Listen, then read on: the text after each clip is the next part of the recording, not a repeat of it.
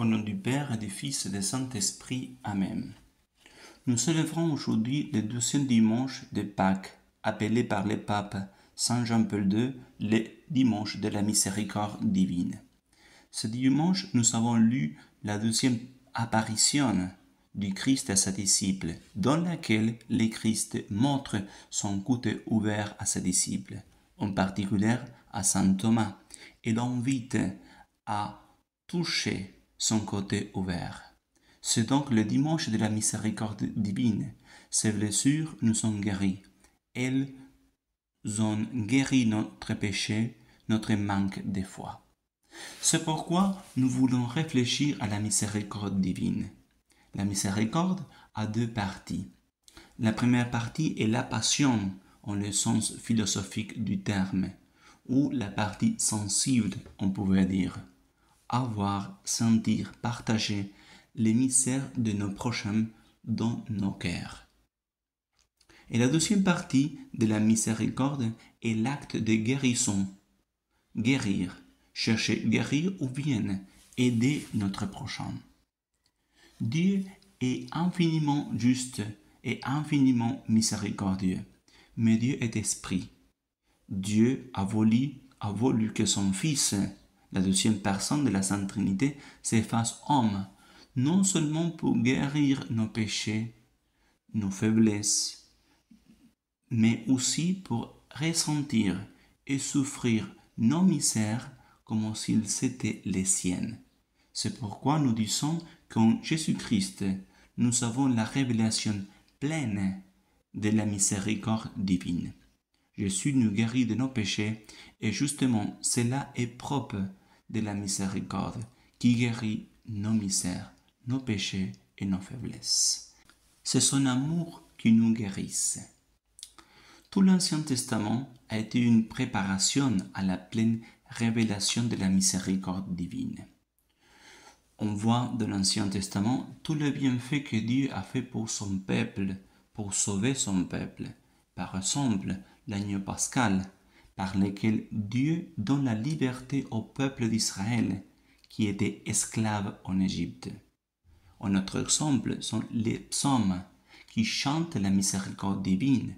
Par exemple, le psaume 135 qui chante « Car éternel est ton amour, car éternel est ta miséricorde ». Le roi David, après son péché, chante aussi la miséricorde divine dans le connu psaume 50. « Aie pitié de moi, ô Dieu, selon ta bonté, selon ta grande miséricorde, efface mes péchés. » Mais c'est Jésus-Christ qui nous guérit de nos péchés. Ce n'est pas le sang de l'agneau pascal de l'Ancien Testament qui nous sauve du péché, mais c'est le sang du Christ qui paye pour nos péchés. Jésus a pris lui-même nos faiblesses et justement cela est une des caractéristiques de la miséricorde. Il nous guérit, mais nous guérit de la meilleure manière. L'incarnation, le mystère pascal, en prenant nos faiblesses, en portant lui-même nos péchés, et en même temps nous savons qu'il était innocent.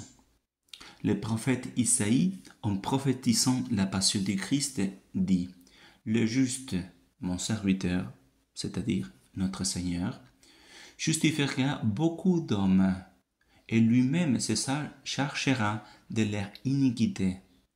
Jésus a pris nos misères, nos faiblesses, lui-même se charge de nos iniquités.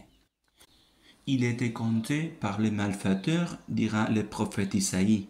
Lui-même a porté la faute de beaucoup, et il intercédera pour les pécheurs. Aujourd'hui, le Christ ressuscité fait voir à ses disciples ses mains et son côté transpercé. Tout cela est comme si Jésus-Christ dirait à ses disciples, par l'incarnation, par ma passion, par ma mort et ma résurrection, je vous ai guéri. Mais dans cet évangile, Jésus veut faire de nous des ministres de la miséricorde divine. Saint Paul nous dit dans la lettre aux Corinthiens, revêtez-vous d'entrailles de miséricorde. Jésus les dit plusieurs fois à ses disciples, « La paix soit avec vous ».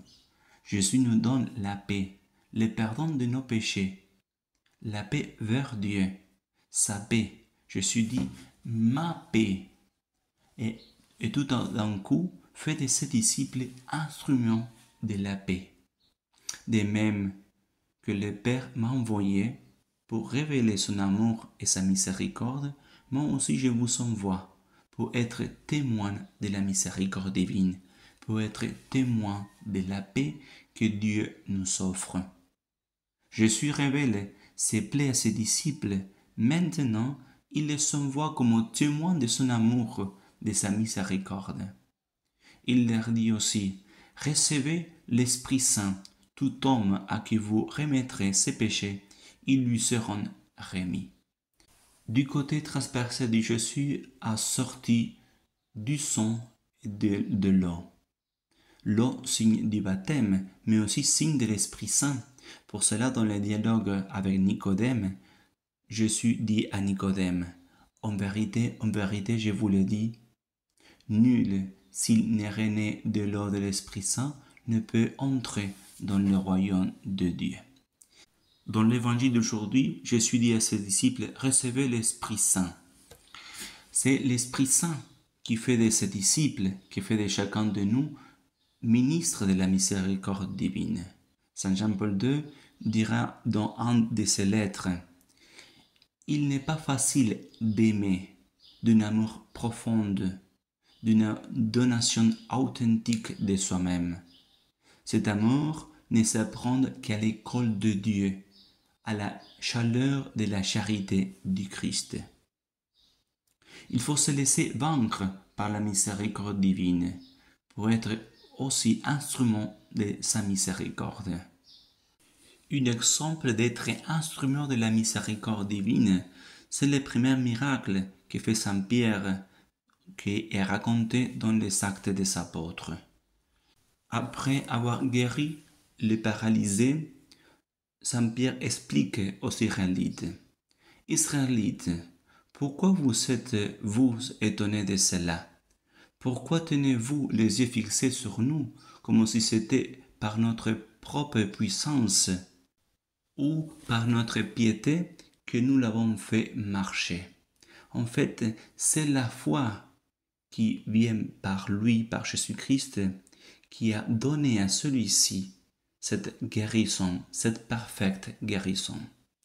Vivez la charité. Des œuvres concrètes de miséricorde sur un miracle plus grand que faire marcher un paralysé. Le pape François dit, « Nous ne pouvons pas cacher le don de Dieu, et nous avons reçu le don de la miséricorde divine. En notre vie, on trouve des aveugles qui ne connaissent pas la vérité, des paralysés qui n'ont pas la force de marcher vers la sainteté. Nous devrons dire comme Saint Pierre, « Je n'ai pas d'argent ni d'or, mais ce que j'ai, je te le donne. Au nom de Jésus, Christ de Nazareth, lève-toi et marche. » Et faire des œuvres de miséricorde. Au nom du Père et du Fils et du Saint-Esprit. Amen.